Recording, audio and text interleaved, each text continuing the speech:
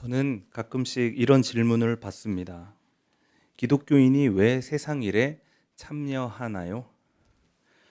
보수 진영에서는 조금 공격적으로 물어보고 진보 진영에서는 조금 의아한 태도로 물어봅니다. 여러분은 어떻게 생각하십니까? 교회와 세상은 구분되어야 한다고 생각하십니까? 아니면 섞여야 한다고 생각하십니까? 역사 속에서 교회와 세상의 관계는 때와 상황마다 달라졌습니다. 루터는 교회와 세상을 구분했습니다. 아마 시대적으로 그래야 했을 것입니다. 당시 상황은 타락한 교회 권력이 세속 권력을 지배하고 통합하려고 했기 때문입니다. 루터는 하나님께서 두 가지 방식으로 세상을 통치하신다고 설명했습니다. 하나는 복음과 말씀으로 다스리시는 교회라는 영적 왕국이고, 다른 하나는 법과 칼로 다스리시는 세상이라는 세속 왕국입니다. 이것이 루터의 두 왕국 사상입니다. 그렇다고 이것이 교회가 세상에 침묵해야 한다는 것은 아니었습니다.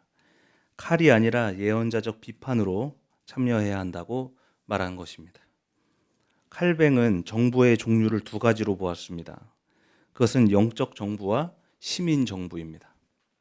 영적 정부는 교회고 세속 정부는 세상입니다.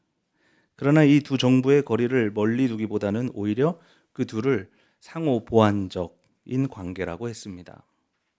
국가는 교회의 예배와 신앙을 보호하고 또 교회는 국가의 질서에 순종해야 한다고 가르쳤습니다. 여러분 어떻게 생각하세요? 교회는 세상과 분리되어야 할까요?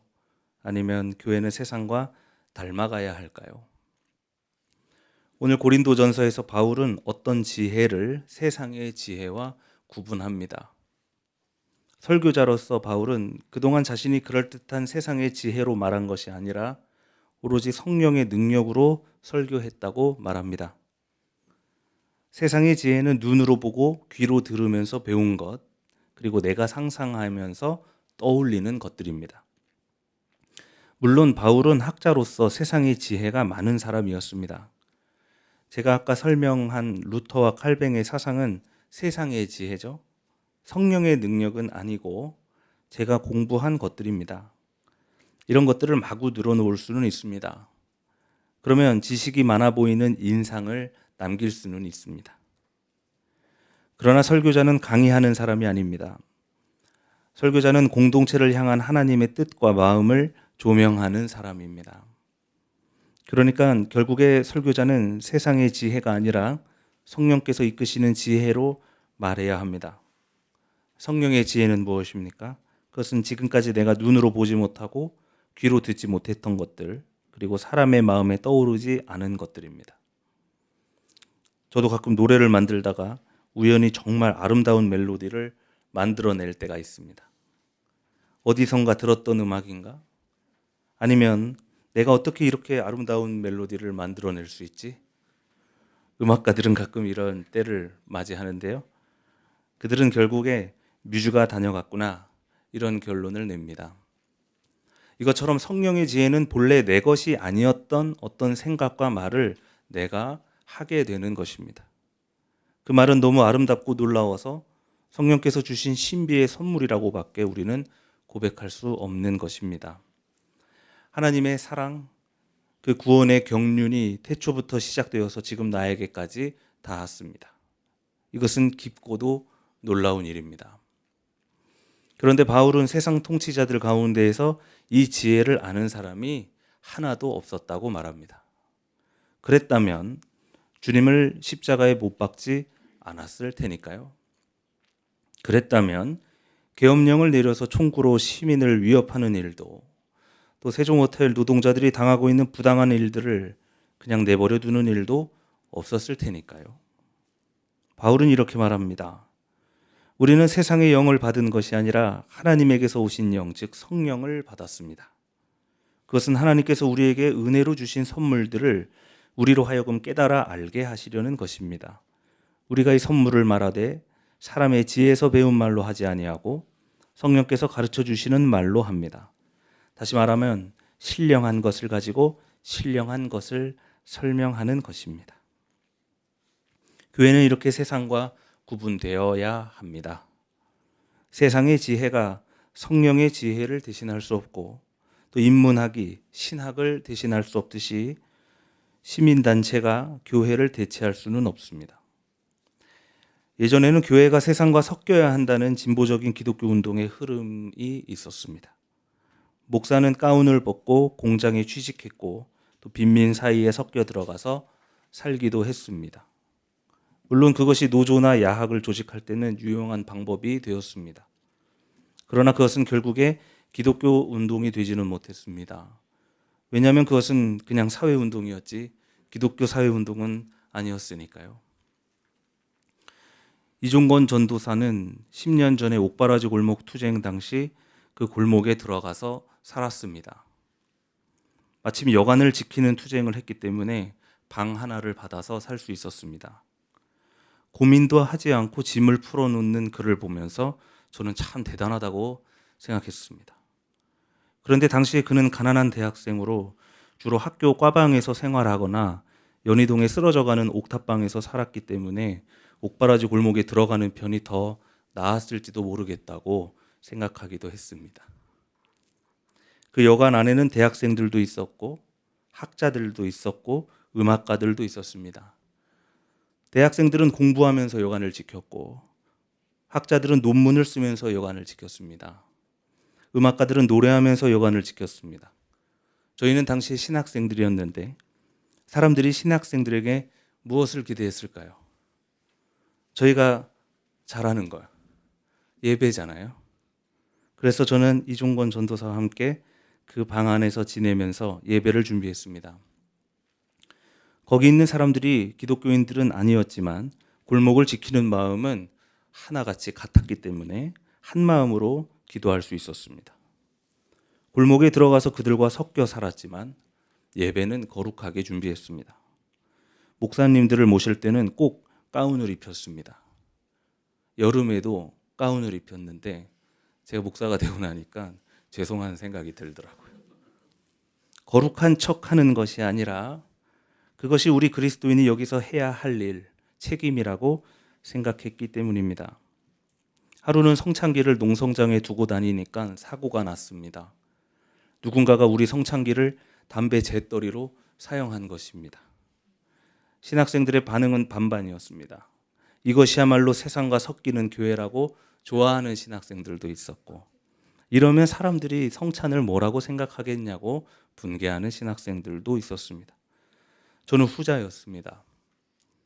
우리부터 예배와 성찬을 거룩한 것으로 생각하지를 않는데 누가 이 예배를, 이 시간을 진실하게 거룩하게 보겠냐는 것이었습니다.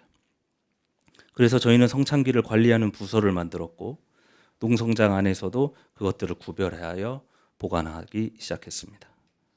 그 이후 예배와 성찬은 그 골목 안에서 특별히 구별된 시간이 되었고 투쟁하는 많은 사람이 그 예배 안에서 위로받고 결속되었습니다. 거룩한 교회는 세상과 구분되어야 합니다. 거룩은 구별되었다는 뜻입니다. 신자유주의와 가부장제가 만연한 이 세상과 구별되지 못한 교회는 어둠 안에서 빛이 되지 못하고 오히려 그 어둠에 섞여버렸습니다. 대한민국을 기독교 국가로 만들어버리겠다던 이승만은 교회를 반공의 군대로 만들었습니다. 서울시를 하나님께 바치겠다던 이명박은 서울의 젠트리피케이션으로 원주민들을 내몰았습니다. 오히려 세상에 물들어버린 교회는 악한 구조를 지켜내고 사유화와 횡령과 윤리적인 범죄가 넘쳐나는 세속적인 공간으로서 극우적인 정치 집단과 결탁해버리고 말았습니다. 교회는 그런 세상 안에서도 언제나 구별된 거룩한 교회여야 합니다. 그러나 우리는 이 거룩의 개념을 또 오용하면 안 되겠습니다. 우리가 세상보다 더 낫다고 생각하는 오만을 범할 수 있습니다. 또 교회는 정치에 개입하지 않아야 한다는 잘못된 생각에 빠질 수도 있습니다. 교회는 세속 왕국이 아니라 영적 왕국에만 충실하면 된다는 말들은 나치가 선동할 때 만들어낸 말들입니다. 어쩌면 지금도 많은 사람이 교회를 이렇게 이해하고 있죠. 그러면 세상과 구별된 교회는 세상과 어떤 관계를 맺어야 하겠습니까? 오늘 예언자 이사야는 종교인들이 금식하는 모양을 비판하고 있습니다. 너희가 다투고 싸우면서 금식하는구나. 이것이 어찌 내가 기뻐하는 금식이 되겠느냐? 내가 기뻐하는 금식은 부당한 결박을 풀어주는 것, 멍에의 줄을 끌어주는 것, 압제받는 사람을 놓아주는 것, 모든 멍에를 꺾어버리는 것, 바로 이런 것들이 아니냐. 또한 굶주린 사람에게 너의 먹거리를 나누어 주는 것, 떠도는 불쌍한 사람을 집에 맞아들이는 것이 아니겠느냐. 헐벗은 사람을 보았을 때 그에게 옷을 입혀주는 것, 너의 고륙을 피하여 숨지 않는 것이 아니겠느냐. 이사야는 세상에 순응하거나 침묵한 채, 아니 오히려 그 세상 사람들처럼 싸우고 다투는 종교인들의 금식은 하나님께서 받지 않으신다고 했습니다. 아무리 교회 열심히 다니고 아무리 성경을 많이 읽고 기도를 많이 하고 예배에 빠지지 않고 하더라도 그가 세상 사람들과 똑같이 누군가를 차별하고 혐오하며 가부장제를 옹호하고 고통받는 사람들의 신음을 무시하며 침묵한다면 그가 어떻게 종교인이라 불릴 수 있겠냐는 것입니다. 구도자의 수행으로서의 금식은 단순히 혼자 굶는 것이 아니라 굶주린 사람에게 먹거리를 나누어 주는 것이라고 했습니다. 그러니까 세상과 담을 쌓고 눈을 감아주는 것이 아니라 오히려 그 세상 안에서 짓눌린 사람들에게 연대하는 것이 종교인의 자세라는 것입니다. 예수께서도 오늘 말씀하십니다. 너희는 세상의 소금이다. 소금이 짠맛을 잃으면 무엇으로 그 짠맛을 되찾게 하겠느냐. 짠맛을 잃은 소금은 쓸데가 없으므로 버려질 뿐이다.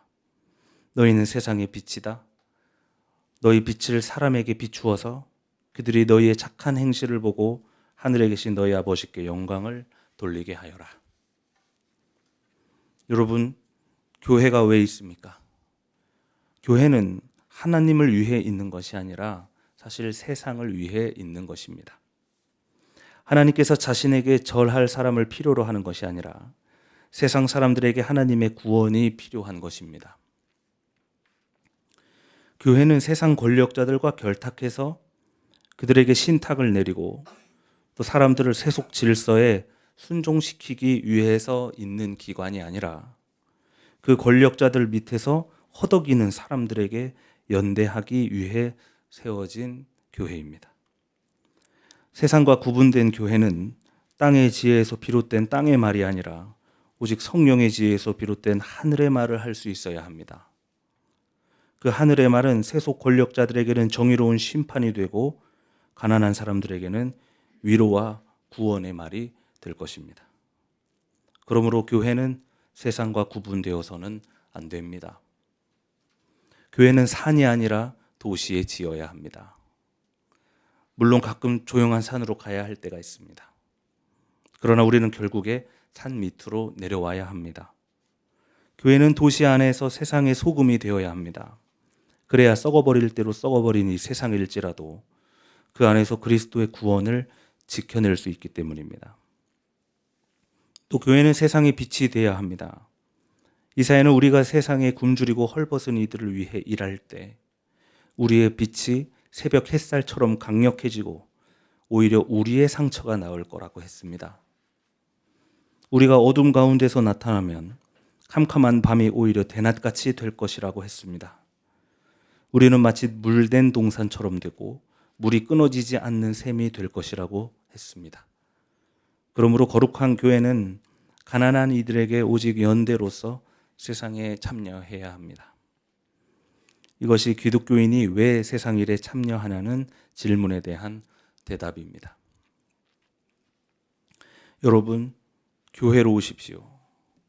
하나님을 배우고 예배하고 여러분을 향한 구원의 경륜을 깨달으십시오. 여러분을 비추시는 은혜로우신 그리스도를 발견하시기 바랍니다. 그러면 여러분은 빛이 될 것입니다. 여러분을 포기하지 않으시는 영원하신 하나님을 발견하십시오. 그러면 여러분은 소금이 될 것입니다. 그러나 사랑하는 교우 여러분, 세상으로 나아가십시오. 세종호텔의 주인들이 아니라 거기서 해고당한 노동자들에게 가서 연대하십시오. 자본가들이 아니라 정릉골 마을에서 쫓겨나는 가난한 주민들에게 가서 연대하십시오. 세상의 빛과 소금이 되는 우리 새민족교회 교우님들 가운데 영원하신 성령의 지혜가 충만하기를 주님의 이름으로 축원합니다. 오늘 주신 말씀 다 함께 묵상하겠습니다.